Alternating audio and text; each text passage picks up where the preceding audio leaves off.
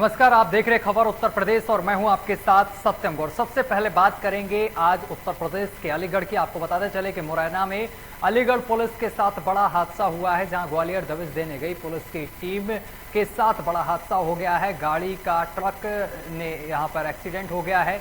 Police की गाड़ी truck से टकरा गई है, जिसमें बड़ा हादसा हुआ है और गाड़ी में उप निरीक्षक समेत 3 लोगों की मौत हो गई है। वहीं 2 पुलिसकर्मी घायल बताए जा रहे हैं, जिनको पास के अस्पताल में भर्ती कर दिया गया है। जानकारी के अनुसार अलीगढ़ पुलिस ग्वालियर के लिए रवाना हुई थी और पुलिस टीम में यहां पर उप निरीक्षक मनीष कुमार, चौकी प्रभारी बेसवा, आरक्षी पवन कुमार और आरक्षी राम कुमार व मुख्य आरक्षी सुनील कुमार मौजूद बताए गए हैं। फिलहाल जिला अस्पताल में सभी घायलों का इलाज चल रहा है।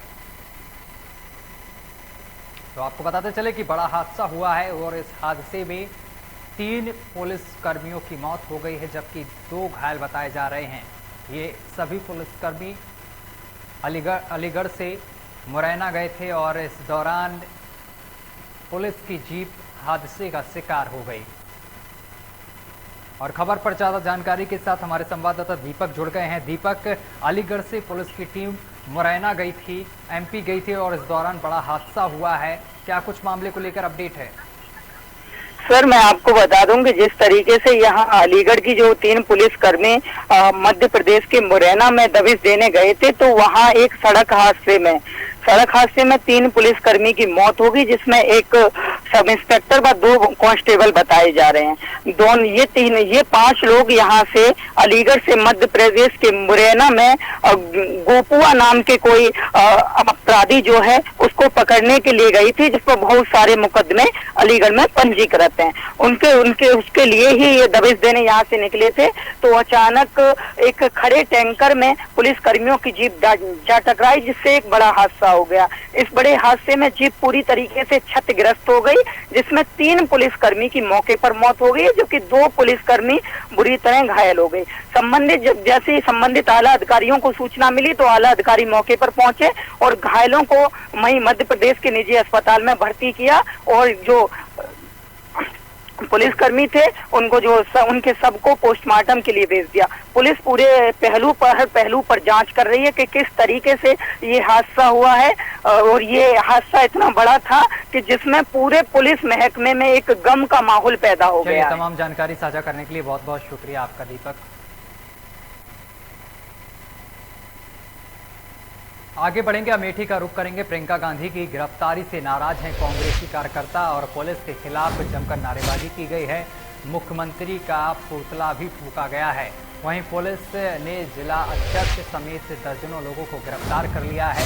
गौरीगंज स्थित कांग्रेस कार्यालय का यह पूरा मामला बताया जा रहा है, जहां पर कांग्रेस कार्यकर्ताओं ने जमकर प्रदर्शन किया है। साथ ही आपको बताते चले कि मुख्यमंत्री का कांग्रेस कार्यकर्ताओं ने पुतला फूंका है, जोरदार प्रदर्शन किया है। प्रियंका गांधी की गिरफ्तारी को लेकर यह प्रदर्शन किया गया है, जिसके बाद कई लोगों को पुलिस ने हिरासत में ले लिया है।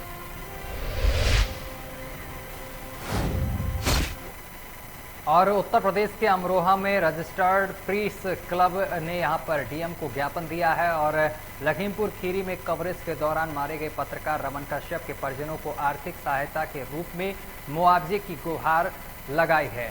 और इसको लेकर लगातार यहां पर आपको बताते चले कि प्रदर्शन भी किया गया है और साथ ही यहां पर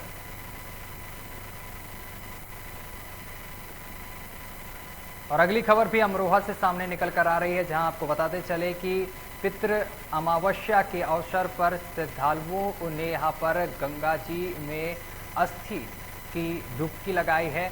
और आपको बताते चले कि यहां पर आस्था की डुबकी लगाई गई है और साथ ही आपको बताते चले कि पितृ अमावस्या पर स्नान करने की लिए बड़ी संख्या में श्रद्धालुओं की भीड़ पहुंची है और अपने पितरों की आत्मा की शांति के लिए गंगा माँ से प्रार्थना करने के साथ ही गंगा जी के तट पर तर्पण किया गया है। आपको बताते चले कि आज के दिन पितरों की आत्मा की शांति के लिए स्नान करने का बड़ा महत्व है, इसलिए हर साल बड़ी संख्या में श्रद्धालु पहुंचते हैं और बड़ी संख्या में पहुंचकर श्रद्धालुओं की वजह से आज हाईवे 9 पर कई किलोमीटर लंबा जाम भी देखने को मिला है। वाहनों के पहिए थम गए। जो लोग स्नान करके वापस लौट रहे थे वह लोग बुरी तरीके से इस जाम में फंस गए। वहीं जिसको किसी को यहाँ पर हर तरफ पुलिस के जवान ट्रैफिक व्यवस्था को देखते हुए नजर आए। हाँ सर, मेरा नाम पंडित गंगाधर शर्मा है, गंगाधाम टिकरी का रहने वाला हूँ सर। ये अश्वनी कृष्ण पक्ष अमावस से पितृ अमावस बोली जाती है सर। और ये जो है हर हिंदू जिसे अपने बड़े बुजुर्गों को आकर के गंगा में पिंड दान कराते हैं और तर्पण कराते हैं, जल दान कराते हैं, ताकि जो हमारी 7 पीढ़ी तक जो आत्मा है वो प्रसन्न रहती है, संतुष्ट रहती है। और साहब ये बहुत बड़ा मेला होता है, जैसे कार्तिक में 1 हफ्ते का मेला होता है सर, ये एक ही दिन में इतना बड़ा मेला। और उत्तर प्रदेश के अमरोहा में सदफ चौधरी के आगमन एजुकेशन इंस्टीट्यूट में जोरदार स्वागत हुआ है। जानकारी के अनुसार यूपीएससी में 23 रैंक हासिल कर आईएएस बनने वाली सदफ चौधरी जोया कस्बा पहुंची थीं और सदफ चौधरी के पिता अबरार हुसैन मूल रूप से जोया कस्बे के रहने वाले थे, लेकिन वह नौकरी के चलते रुड़की में जाकर बस गए थे। मगर उनकी बेटी सदफ चौधरी ने सिविल सेवा में जाकर समाज सेवा का संकल्प लिया था और जिसको पूरा करने के लिए उसने अपना पूरा प्रयास किया और अपने परिवार की मदद से यूपीएससी में 23वें रैंक में यहाँ पर हासिल करके सदफ चौधरी आईएएस अधिकारी बन गई हैं। हाल ही में रिजल्ट की घोषणा हुई थी, जिसके बाद वो आईएएस अधिकारी बनी हैं और जिसके बाद पूरे क्षेत्र में उनकी सराहना हो रही है और लोगों ने उन्हें शुभकामनाएं भी दी हैं। मेहनत करते हैं तो जब उसका रिजल्ट आता है तो अच्छा लगता है, सेम फीलिंग है मेरी, और अच्छा लगने से ज़्यादा सेटिस्फेक्शन फील हो रहा है। कोरोना काल चला है, इस बीच में पढ़ाई का किस तरह से आपने पढ़ाई की? आई थिंक जो लोग घर रह के पढ़ाई कर रहे हैं उनके लिए तो बहुत बेनिफिशियल रहा है, क्योंकि सब कोचिंग्स वगैरह बंद थी, जो लेवल प्लेइंग फील्ड आपकी हो गई थी और अगर आप जो मेहनत कर रहे थे उसके प्रोपोर्शनल आपके रिजल्ट आ रहे थे। यूपीएससी की शुरुआत में कहाँ से मोटिवेशन मिला आपको? मोटिवेशन काफ़ी पहले से था, बचपन से न्यूज़पेपर वगैरह पढ़ती थी, देखती थी कि कितना ज़्यादा डेवलपमेंटल एडमिनिस्ट्रेशन हमारा इन्वॉल्व रहता है, आईएएस लोग कितना इम्पोर्टेंट रोल प्ले करते हैं, इवन आईपीएस लोग भी, तो वो मोटिवेशन बचपन से कहीं ना कहीं था। और उत्तर प्रदेश के अयोध्या में वृद्ध महिला के मकान पर धोखाधड़ी करके अवैध कब्जा किए जाने का मामला तूल पकड़ने लगा है। मामला शहर थाना क्षेत्र का बताया जा रहा है, जहां पर वृद्ध महिला ने पुलिसिया कार्यशैली से क्षुब्ध तथा न्याय न मिलने पर जिलाधिकारी कार्यालय पर धरना देने की चेतावनी दी है। जानकारी के अनुसार वृद्ध महिला विगत कई दिनों से कोतवाली नगर से लेकर उच्च अधिकारियों की चौखट पर एड़ी रगड़ रही है, लेकिन उसे अभी तक न्याय नहीं मिला है।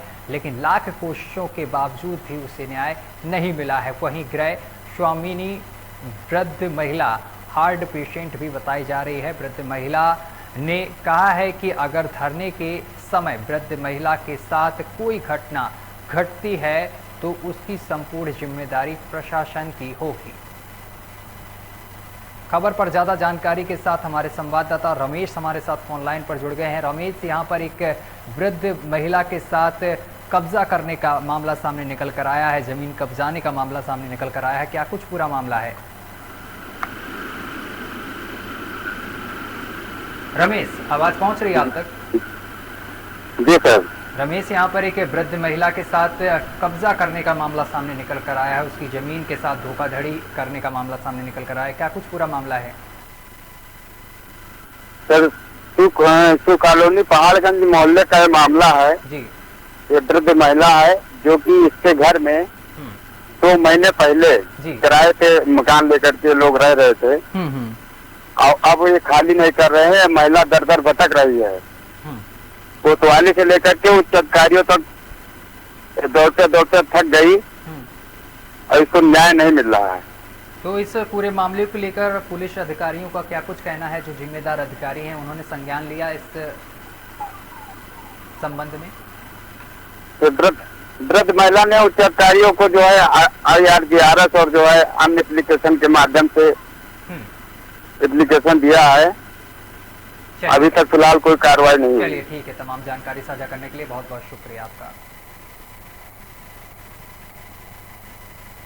और उत्तर प्रदेश के भदोही में अपराधों का सिलसिला लगातार जारी है। मामला सुरियावा थाना क्षेत्र के गलहेया गांव का सामने निकल कर आया है, जहां पर 22 वर्षीय विशाल सिंह को उसके ही चाचा और चचेरे भाइयों ने मिलकर धारदार हथियार से मारकर घायल कर दिया है। वहीं चिंताजनक हालत में विशाल को जिला अस्पताल में भर्ती कराया गया है, जहां चिकित्सकों ने उसे मृत घोषित कर दिया है। सूचना पर पहुंची पुलिस ने शव को कब्जे में लेकर पोस्टमार्टम के लिए भेज दिया है।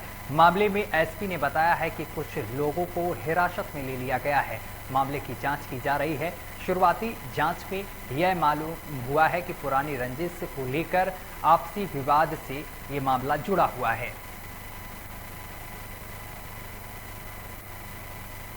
ये गलैया गांव है सुरियावा थाने में। इसमें जो विशाल नाम का एक व्यक्ति था, उसको उसके जो रिश्तेदार थे, उसके चाचा और चचेरे भाई, उन्होंने मारा पीटा था। और इस संबंध में थाने पे जब सूचना मिली तो उस संबंध में तुरंत उसमें मुकदमा पंजीकृत किया गया। जो घायल था उसको तुरंत अस्पताल भेजा गया और वहाँ पे उसकी मृत्यु हो गई है। मामला ये था सर कि सन 2013 में किसी को लेकर विवाद हुआ था। उसमें ये लोग इनके पिताजी को, राकेश बहादुर सिंह को, गोली मार दिए थे। शायद लोग बच गए थे। उसमें ये लोग 307 के मुजरिम हुए थे।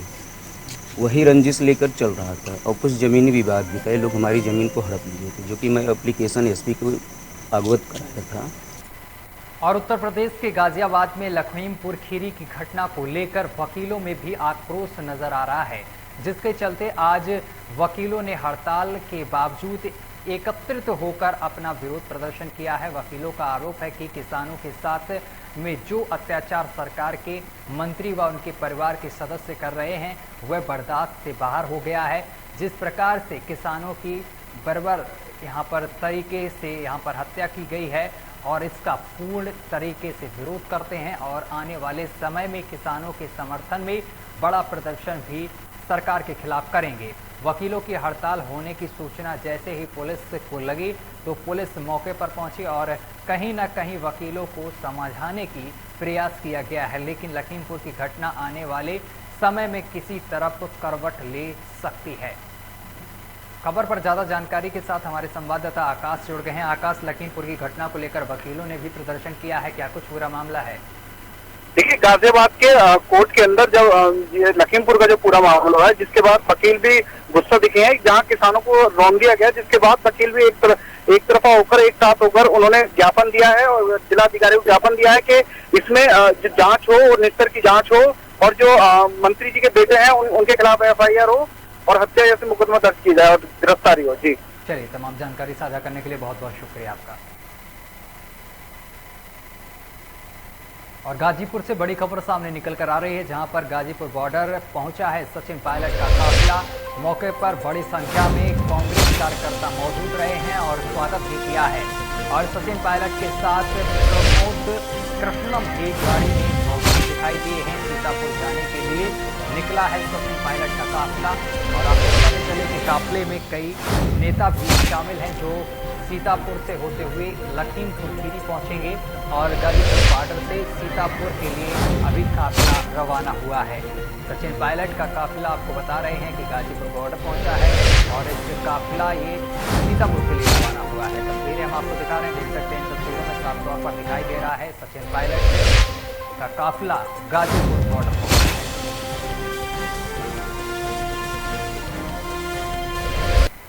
और उत्तर प्रदेश के ग्रेटर नोएडा में बदमाशों के हौसले लगातार बुलंद हैं। मामला डनकौर थाना क्षेत्र के बिलासपुर का है, जहां पर बदमाशों की पुलिस के साथ यहां पर कोई खौफ नहीं दिखाई दे रहा है और बदमाशों के में आपको बताते चले कि घर के बाहर खड़े युवक की दिन दहाड़े हत्या कर दी है।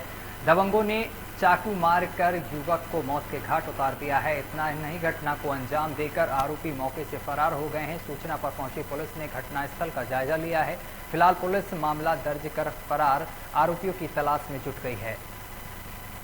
खबर पर ज्यादा जानकारी के साथ हमारे संवाददाता सतीश हमारे साथ जुड़ गए हैं। सतीश, यहाँ पर हौसले बुलंद हैं लगातार बदमाशों के, क्या कुछ पूरा मामला है? बिल्कुल, कुछ मैं बता दूं कि जिस तरीके से सुरक्षा लागू होने के बावजूद भी नोएडा में जो है बदमाशों के लगातार हौसले जो है बुलंद दिखाई दे रहे हैं। आपको बता दें कि ग्रेटर नोएडा के डनकौर थाना क्षेत्र के बिलासपुर गांव की घटना है, जहां पर दिन दहाड़े 4 अज्ञात बदमाश एक बाहर खड़े युवक को एक छोटी सी कहासुनी हो जाती है जिनमें दोनों में आपसी विवाद हो जाता है।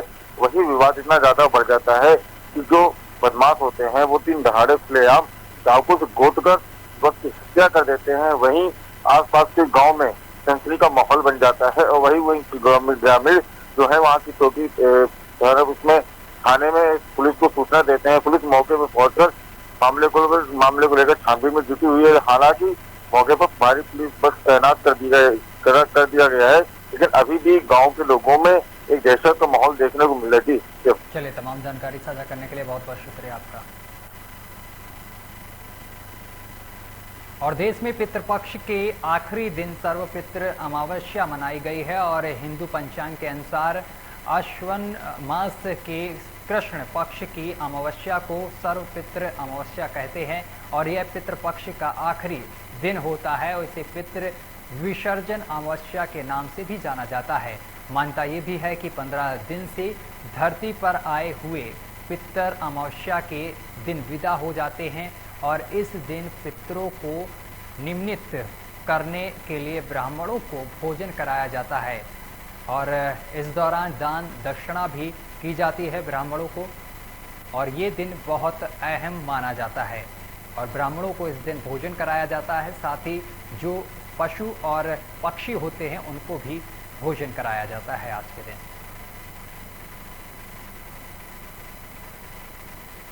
और अगली खबर कासगंज से सामने निकल कर आ रही है। कासगंज के थाना शिरपुरा क्षेत्र के गांव ताजपुर में एक महिला ने संदिग्ध परिस्थितियों में फांसी लगाकर आत्महत्या कर ली है। महिला के आत्महत्या से क्षेत्र में अफरा तफरी मच गई है। सूचना पर पहुंची पुलिस ने महिला के शव को कब्जे में लेकर पोस्टमार्टम के लिए भेज दिया है। आपको बताते चले कि परिजनों ने महिला के शव को लटकता देख ग्रामीणों को बताया, तभी ग्रामीणों ने पूरे मामले की सूचना पुलिस प्रशासन को दी। सूचना पाकर पहुंची मौके पर पुलिस पूरे मामले की जांच पड़ताल कर रही है। साथ ही पुलिस ने शव को कब्जे में लेकर पोस्टमार्टम के लिए भेज दिया है।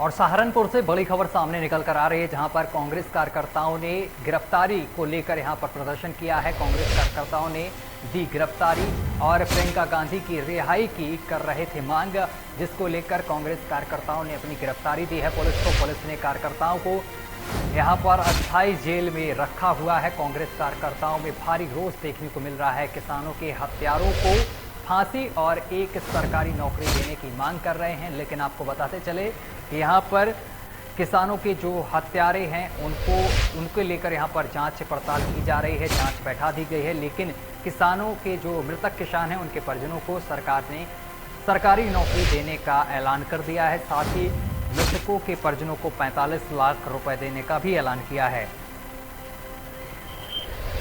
और खबर पर ज्यादा जानकारी के साथ हमारे संवाददाता कासिफ हमारे साथ जुड़ गए हैं। कासिफ, यहाँ पर कांग्रेस कार्यकर्ताओं ने प्रदर्शन किया है और अपनी गिरफ्तारी दी है पुलिस को, क्या कुछ पूरा मामला है, विस्तार से बताएं। बिल्कुल, प्रियंका गांधी को जो गिरफ्तार किया गया, पहले हिरासत में ले गया फिर गिरफ्तार किया गया सीतापुर में, उसका विरोध प्रदर्शन करते हुए लगातार कांग्रेस कार्यकर्ता 3 दिन से जो है वो प्रदर्शन कर रहे थे और आज भी उन्होंने कलेक्ट्रेट पहुंचकर प्रदर्शन किया, जहां से उनको गिरफ्तार कर लिया गया और गिरफ्तार कर अस्थायी जेल जो बनाई हुई है प्रशासन ने पुलिस लाइन स्थित, उसमें जाकर उनको ठहराया गया और जी। और इसके बाद क्या कुछ मांग है कांग्रेस कार्यकर्ताओं की? जी, कांग्रेस की यही मांग है, जो लखीमपुर में प्रकरण हुआ है इसकी पूरी तरह से कार्रवाई की जाए, इसमें गिरफ्तारी की जाए और फांसी तक की उन लोगों ने तो मांग की है जिन्होंने किसानों को रोका है गाड़ियों से, उन पर फांसी तक की मांग की है। और जो उनके नेता के साथ में, राहुल गांधी के साथ में या प्रियंका गांधी के साथ में जो भी अभद्रता की है पुलिस द्वारा और प्रशासन द्वारा, उस पर भी कार्रवाई होनी चाहिए। तमाम जानकारी साझा करने के लिए बहुत बहुत शुक्रिया आपका काशिफ।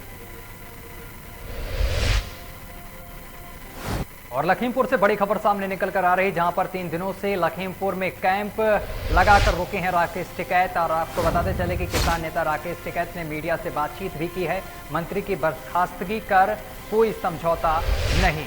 और साथ ही आपको बताते चले कि उन्होंने मंत्री की बर्खास्तगी की बात कही है और साथ ही उन्होंने कहा है कि अरदास तक का प्रशासन और सरकार को वक्त दिया है।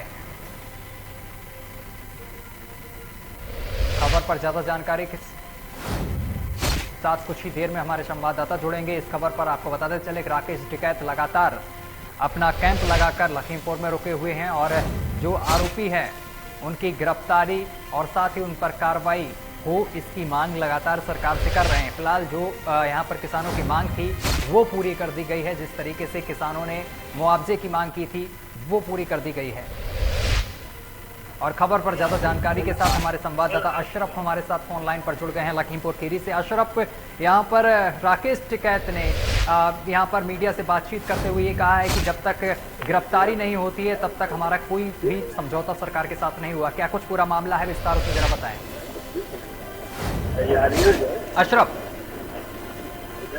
अशरफ, आपको हमारी आवाज मिल रही है? जी। अशरफ, राकेश टिकैत लगातार जी सर, मैं बताना चाहूंगा जिस तरीके से राकेश टिकैत ने आज यहाँ प्रेस वार्ता की, वहाँ पे बताया कि जैसे 45 लाख रुपया तो मिल गए, लेकिन अभी और मांगे जो थी उसमें वो पूरी नहीं। जब सबसे अहम बात है कि गिरफ्तारी को लेकर मांग है वो भी अभी पूरी नहीं। अगर गिरफ्तार नहीं किए जाते हैं वो के बाद में फिर धरना प्रदर्शन करेंगे। अशरफ, यहाँ पर कितने समय का ये समय दिया गया है? अल्टीमेटम क्या है किसानों की तरफ से जो राकेश टिकैत ने अल्टीमेटम सरकार को दिया है कि इतने दिन में 10 दिन होनी चाहिए? सत्यम बताना चाहूंगा कि 10 दिन का उस दिन समय दिया गया था। समय देने के बाद में आज 3 दिन बीत गए हैं, अब 7 दिन बचे हैं। 7 दिन के अंदर अगर कार्रवाई नहीं करता है प्रशासन तो वो फिर उसी तरीके से धरने पर बैठने का काम करेंगे, ऐसा राकेश टिकैत ने आज कहा। चलिए, तमाम जानकारी साझा करने के लिए बहुत बहुत शुक्रिया आपका।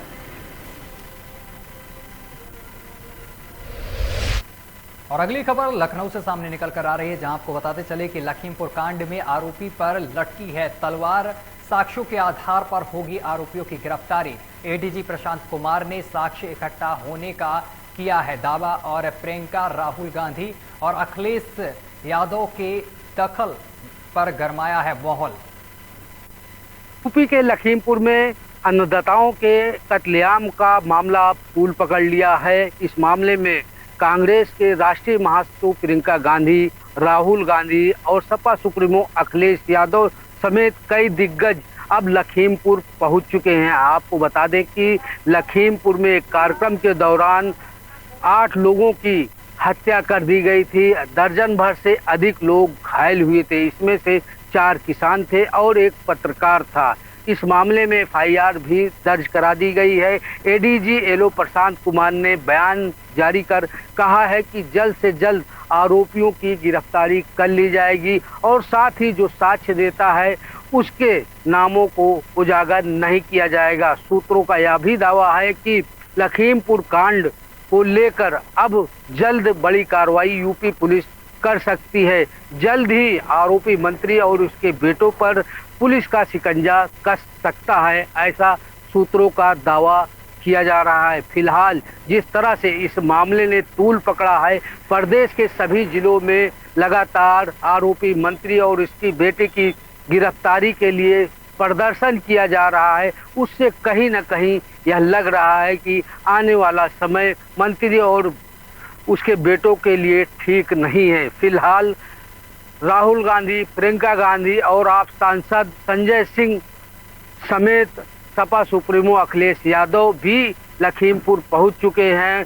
सभी की यह मांग है कि आरोपियों की गिरफ्तारी जल्द से जल्द किया जाए। फिलहाल एडीजी एलो प्रशांत कुमार ने दावा किया है कि जल्द ही आरोपियों की गिरफ्तारी की जाएगी और साथ ही साथ 300 का अंतिम संस्कार भी किया जा चुका है। 100 का पोस्टमार्टम दोबारा कराया गया है और इस मामले से जुड़े सभी आरोपियों की भी गिरफ्तारी जल्द से जल्द की जाएगी।